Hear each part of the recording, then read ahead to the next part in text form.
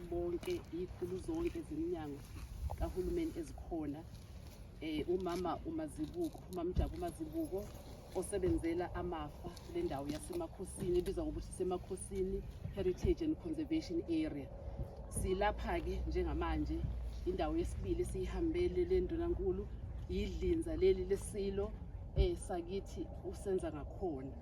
Isilo sakithi usenza ngakhona-ke isilo sibaluleke kakhulu emlandweni. Mhlawumbe uzobuza ukuthi omunye ngoba uzwile lapha sifika lapha kwi-monument ukuthi maningi amakhosi atshalwe la emakhosini, ukuthi kungani-ke siqoke ukuthi size kuleli ndawo eSityoli. La esikhona njengamanje akulona-ke idlinza, i-monument, isikhumbuzo lesi, kodwa indlela iyehla ishona ezansi bese sifica-ke kungabhalwa esikhathini esithile esidlule. Uma silinganisela-ke ukuthi 1757 azalwe ngawo. Umlando wasuthi wakhothama ngo-1816, shi lo muntu uphila iminyaka la ko-59. Uzalwa ubani-ke?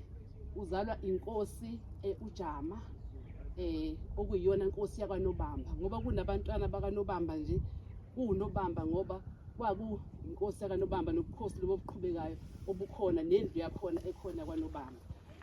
Unina wakhe-ke kuwuMasibiya nomntombi kaSibiya uMthaniya. Uma uqhubeka ngathi ubheke eBabanango likhona ithuna lakhe la lingakhona elingaphansi kwamafa. Ukuzaleka kwakhe-ke inkosi usenza ngakhona siyazi ukuthi uzalwe inkosi uJama, isindala inkosi uJama. Kungani inkosi uJama yazi yandala? Inkosi uJama yayinabo ondlunkulu bayo, kodwa inalo ndlunkulu wayo uMasibiya. uMasibiya-ke wathola amawele. Ngokwesiko-ke kuthiwa-ke uma kwamawele ingane engaphekwe yodwa kuye kumele ukuthi enye yendiswe noma ibulawe.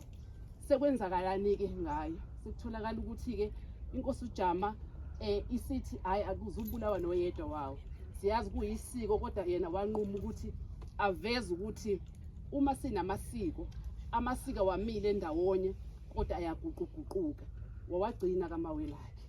Umphumela-ke kwaba yilo vele owaziwa ukuthi kukhona umzathu akhaba abazali noma abulala oyedwa abazali. Ngempela-ke wase eyashona-ke unina wabo lo Masibiya. Kuthe-ke ekukhuleni kwalamawele asebona ukuthi ngoba kuthiwa wayekhona omunye umfana owathi esemncane wadlula emhlabeni. Aseya-ke kunina omncane-ke uMthaniya ukuba azogana uyise usenza ngakhona. Waseqhamuka ukuthi hayi senze ngakhona samtholela ubaba uNdlunkulu. Kwavuka indlu kamama noma indlu kaMasibiya ngoba ezalwa uMthaniya. Siyazi ukuthi kuye kuthiwa izwe likaMthaniya leli, ngoba kusho ukuthi ngaphandle kwakhe mhlawumbe ubukhosi babe buhambe buze kufike namhlanje njengoba bukhona. Ukubaluleka kwakhe-ke inkosi isenza ngakhona emhlabeni wonke kuyavela ukuthi uyona nkosi kuphela eyakwazi ukuthi ibe namadodana amane. Amadodana akwazi abe amakhosi wonke la madodana. Embusweni ungene ngabo 1781 inkosi isenza ngakhona. So la madodana akhe-ke uma ekhothama-ke ngo-1816 awobani-ke yokuqala yangena uSigujana. USigujana uzalwa-ke yena kwaNtuli uNdlunkulu noma unkosikazi wakhe uBhiphi.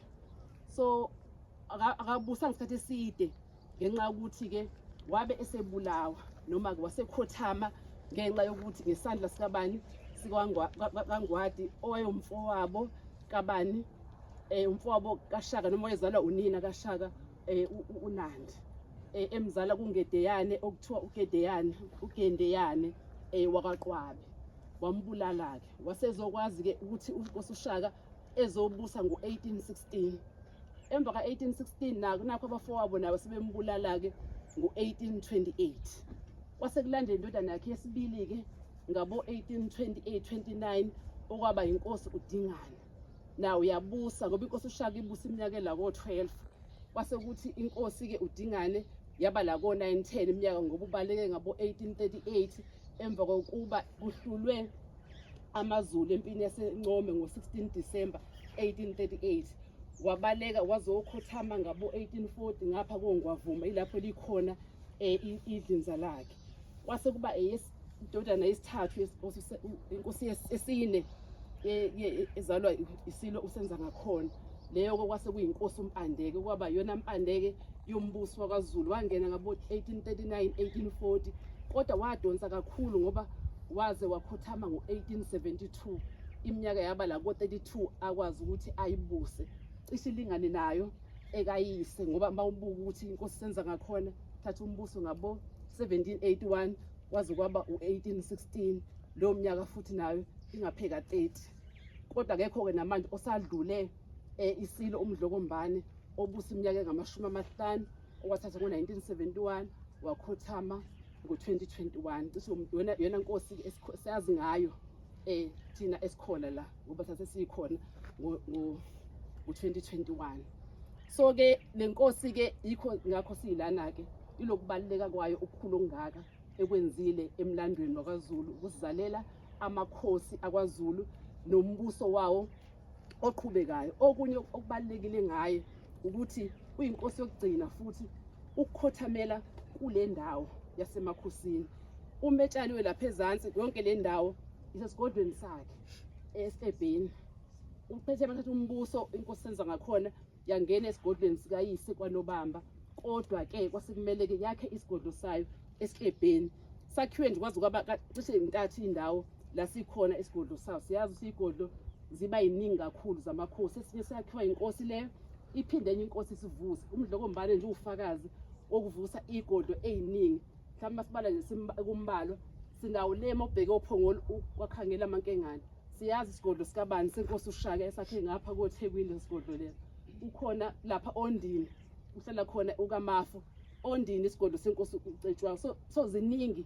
igodlo zivuselelwa ziphinde zivuke zamakhosi akhona so watshalwa ke lapha endaweni yakhe ngicabanga ukuthi okunye ke esingaqhubeka mhlawumbe uzoqhubeka ke uCEO wethu ubaba uDkt Dlamuka ngendaba yentuthuko nakho konke esingaba nakho.